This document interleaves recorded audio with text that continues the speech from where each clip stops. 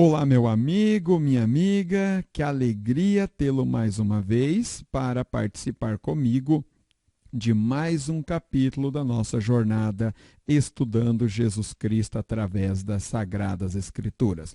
Neste estudaremos a graça do Senhor Jesus Cristo.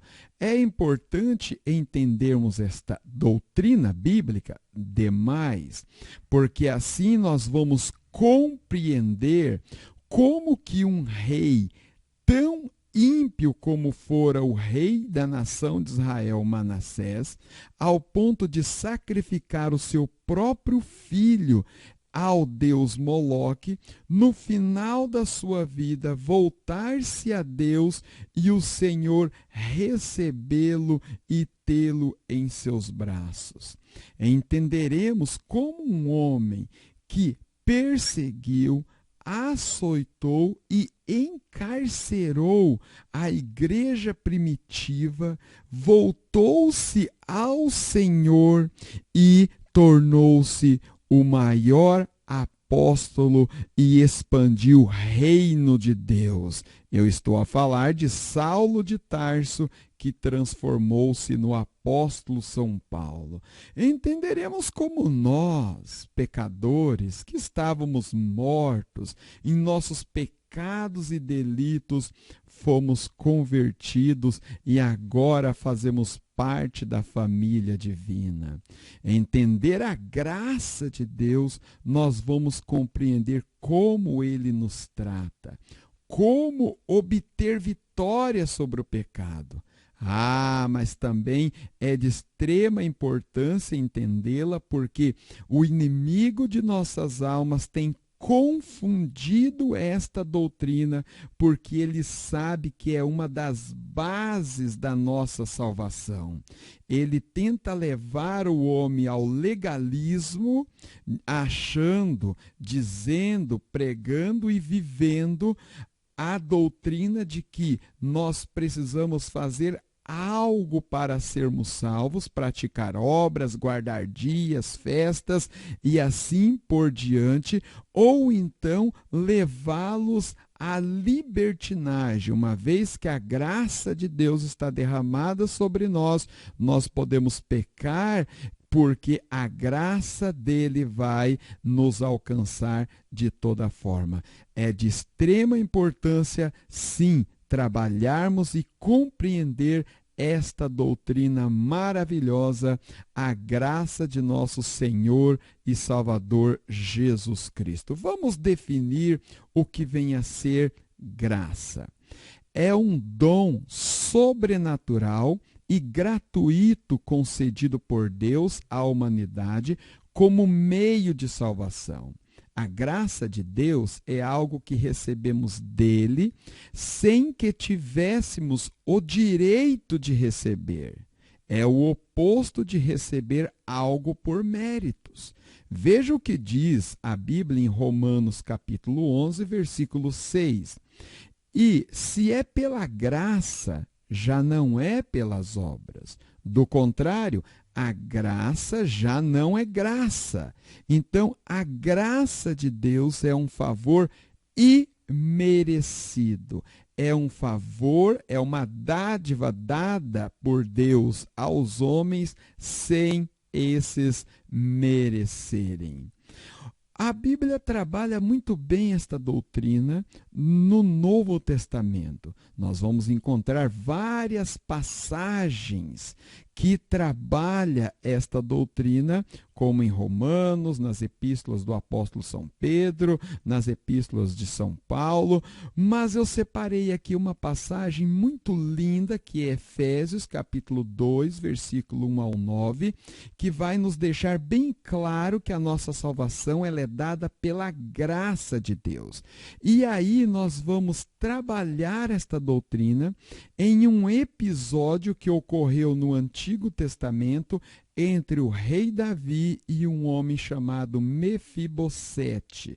O rei Davi usou de graça para com este homem, e isto foi uma tipologia, uma representação, uma figura do que Jesus Cristo fez e faz com o ser humano. Antes de nós trabalharmos este episódio, vamos ler a passagem de Efésios para nos deixar bem claro como é que nós somos salvos. Leiamos a passagem. Ele vos deu vida, estando vós mortos em vossos delitos e pecados, nos quais andastes outrora segundo o curso deste mundo, segundo o príncipe da potestade do ar, o espírito que agora atua nos filhos da desobediência, entre os quais também todos nós andamos outrora, segundo as inclinações da nossa carne, fazendo a vontade da carne e dos pensamentos. E éramos por natureza filhos da ira, como também os demais. Mas Deus, sendo rico em misericórdia, por causa do seu grande amor com que nos amou, e estando nós mortos em nossos delitos, nos deu vida juntamente com Cristo. Pela graça sois salvos, e juntamente com ele nos ressuscitou e nos fez assentar nos lugares celestiais em Cristo Jesus, para mostrar nos séculos vindouros a suprema riqueza de sua graça em bondade para conosco em Cristo Jesus. Agora, vamos frisar bem este último versículo. Porque pela graça sois salvos, mediante a fé. E isto não vem de vós, é dom de Deus, é uma dádiva de Deus. Não vem de obras, para que ninguém se glorie. Quem pode se gloriar de ser salvo por Deus? Ninguém, porque ninguém merece a graça de Deus, o favor de Deus. Nós não temos o que fazer para obtermos o favor de Deus, mas Ele, pela sua riquíssima bondade e misericórdia, usou de graça para conosco. Agora vamos ao episódio do Antigo Testamento entre Davi e este homem denominado Mefibosete. Agora, deixe-me colocar a par do contexto desta passagem. Davi, ele sucedeu o trono de Israel, que pertencia ao rei Saul. Deus rejeitou Saul, a sua descendência, para reinar Israel, e instituiu Davi.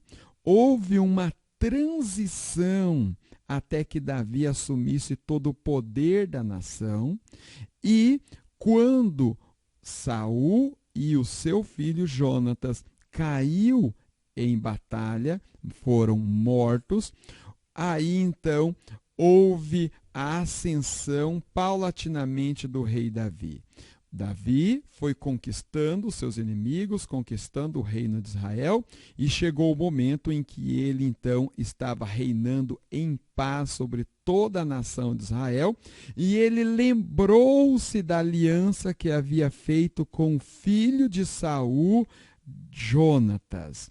E então acontece exatamente o episódio que nós iremos ler em 2º livro de Samuel, capítulo 9, versículo 1 a 13.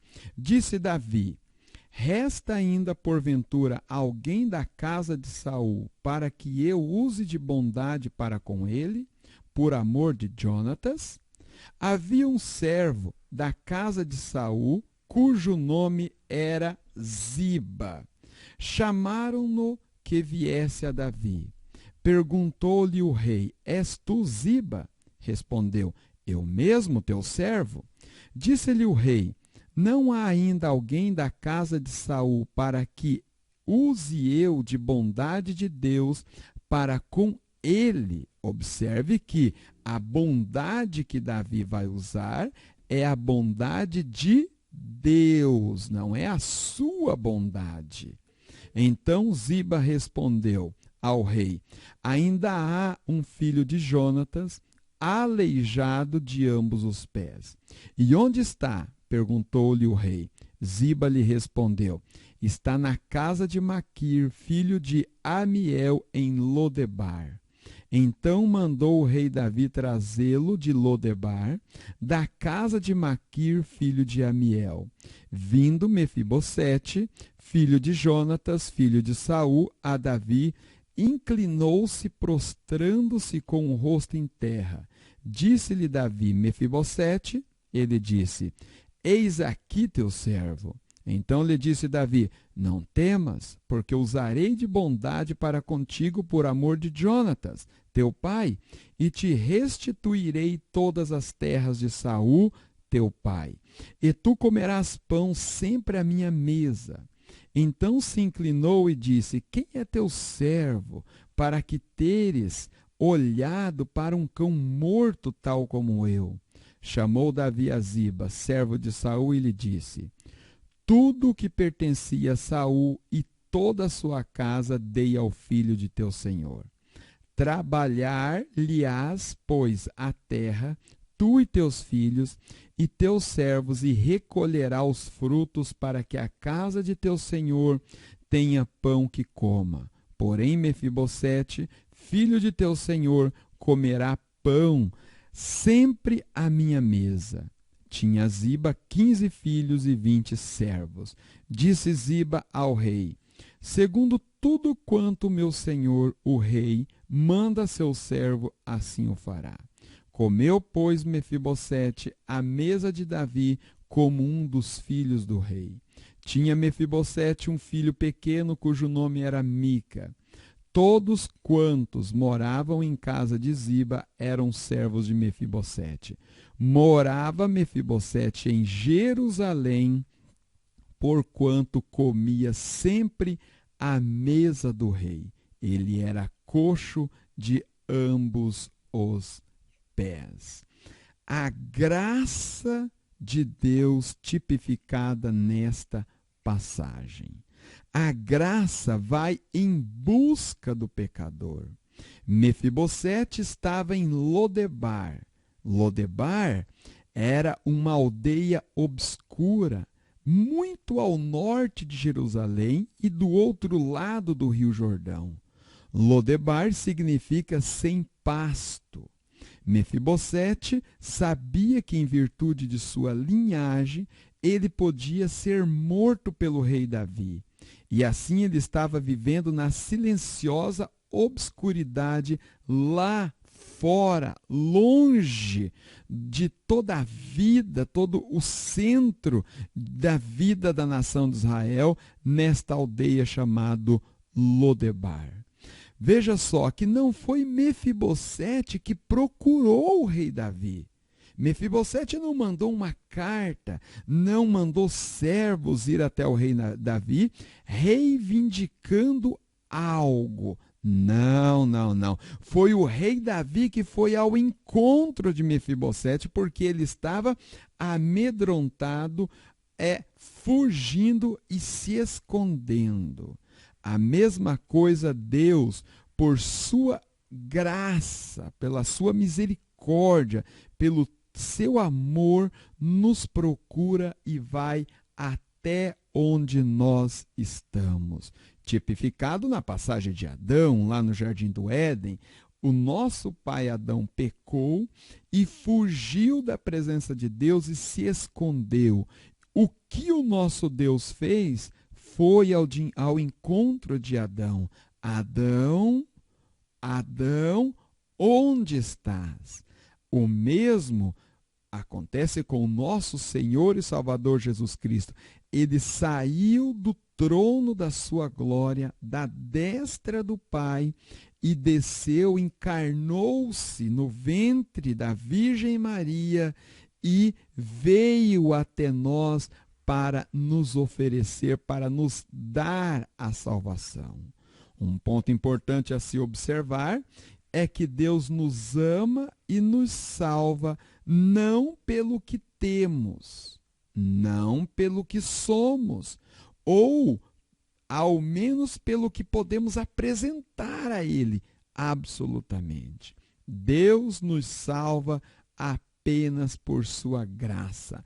A graça de nosso Senhor e Salvador Jesus Cristo, ela é incondicional. Agora, veja só o estado em que se encontrava este homem chamado Mefibosete, caído e aleijado, deformado. Quando o pai de Mefibosete, Jonatas, e o seu avô, o rei Saul, foram mortos em batalha, sua ama percebeu que o menino de 5 anos era o herdeiro do trono e que sua vida estava em perigo.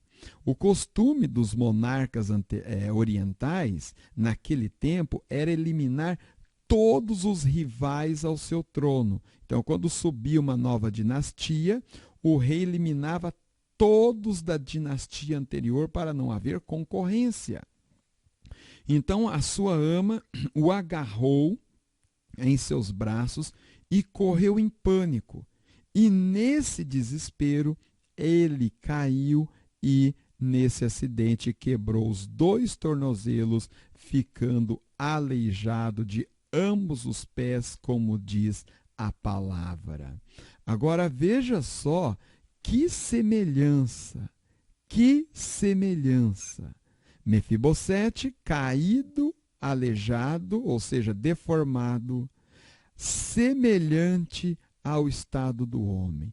Veja, Mefibosete uma vez andou com seu pai, brincou, pulou em seus braços, caminhou, teve comunhão com seu pai Jonatas, com o seu avô Saul, com a sua avó, com as suas tias. O mesmo ocorreu com o homem. Originalmente, lá no Éden, Deus criou o homem perfeito e o homem desfrutava de comunhão com Deus. Ele andava, dormia, levantava-se, fazia suas refeições. Tudo que o homem fazia, fazia junto com Deus.